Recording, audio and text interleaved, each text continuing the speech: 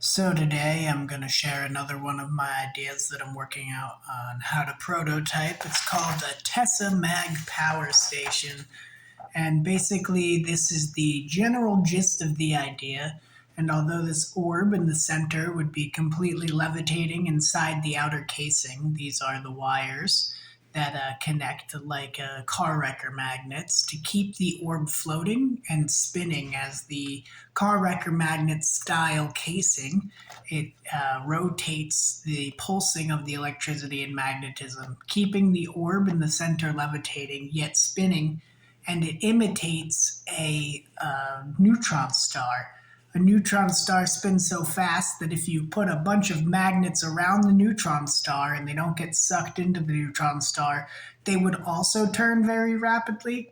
And that creates what is, if they're connected to DC motors or an electric motor, in reverse, it's a generating unit. So I call this TessaMag Power Station because these rings can be accumulative multiple rings, and they can also be completely spherical onto the floor.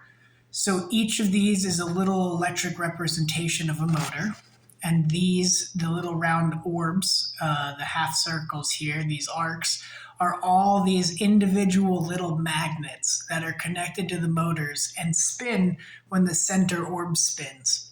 So ultimately, this is a new way of generating power that can even power cities. A 3-foot central ball that is made out of new metals that are highly magnetic can also spin all of these because the field itself would be spinning very rapidly.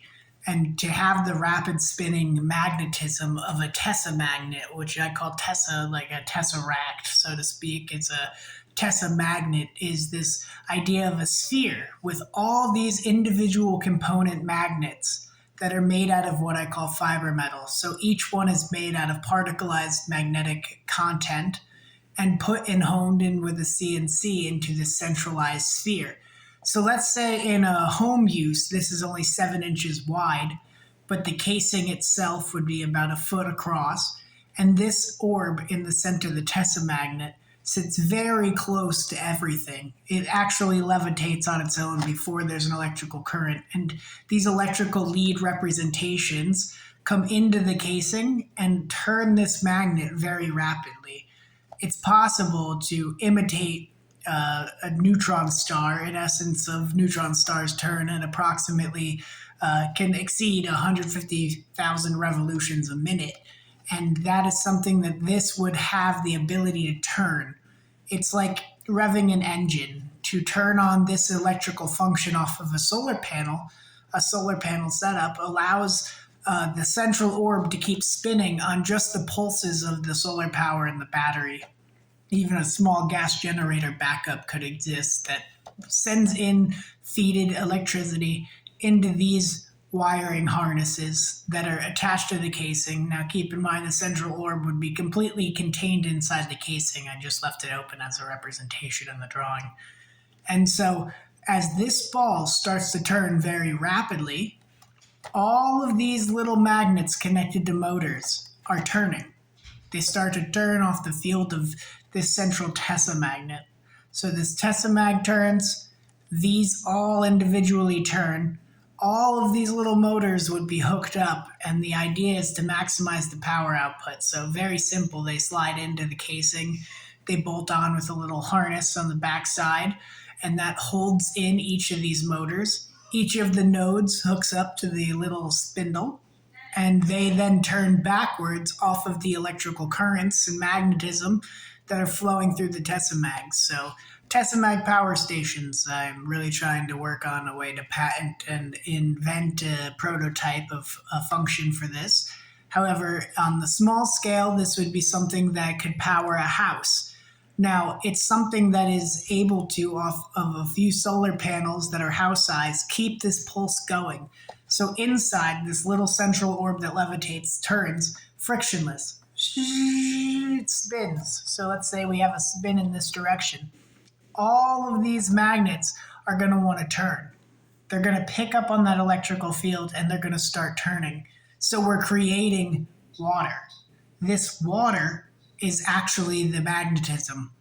And I've hypothetically put an extremely cold, like a space fluid, basically like a oil lubricant that they would use in space, could be hydraulically forced in to keep the orb in place and to keep it flowing frictionless. And also, this could be used as a cushion.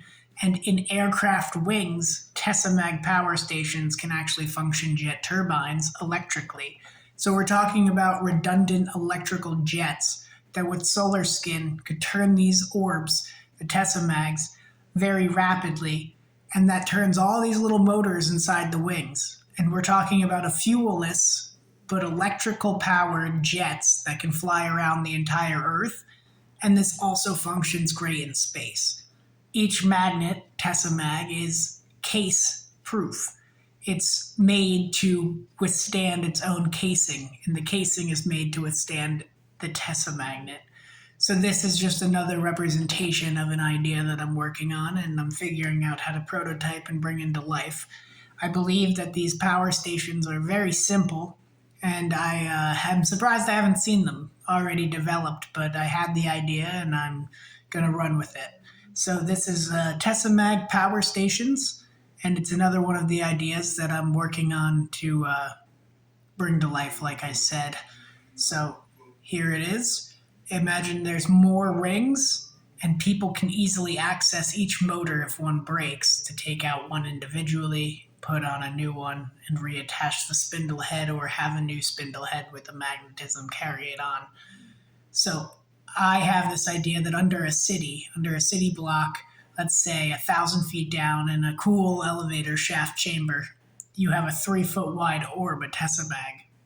Now the casing is large enough to contain it and float the orb.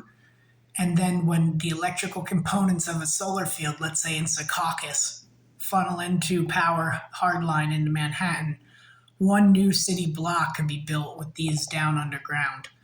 And then this would be safely spinning fast like a neutron star, turning all this magnetic ring. And this is just a representation of a floor and the case stand. And then another ring could be placed around it and another ring. And it's easy for people to come in and change the motors, like I said. But all of these rings would be turning and creating magnetic power backwards through the motors and allow for this to recreate what is extremely rapid torsion of the spin in the magnetism torque that reaches out. So it's like invisible water under a city that could power city blocks. And this is just another way that on a smaller scale could be a small generator for a house. It's possible that these can be put into a vehicle and used on a small scale. However, it would take up some serious space, and the whole key is keeping the central magnet, the TessaMag, turning very rapidly. So I'm hoping to finally be able to build this at some point soon, and all of these little drawings help me keep my mind on track for how to prototype. So I'm picturing small electric motors at first, the very small ones that are easy to custom work with neodymium magnets that I could drill holes in, attach them to the spindles. And then this is the central orb. The casing I'd have to have custom CNC'd, and it's in the process of just understanding the term. A TessaMag, a Tesseract magnet. A TessaMag is this idea, again, that if you could imagine a bunch of small blocks that create a square Tesseract magnet that are then CNC'd into an orb down to microns, which is totally possible nowadays with CNC machines, that each of the individual fields of magnetism reach out and turn just like a neutron star, this massive effect. So it's for lack of better words, a mass effect on the magnetic scale.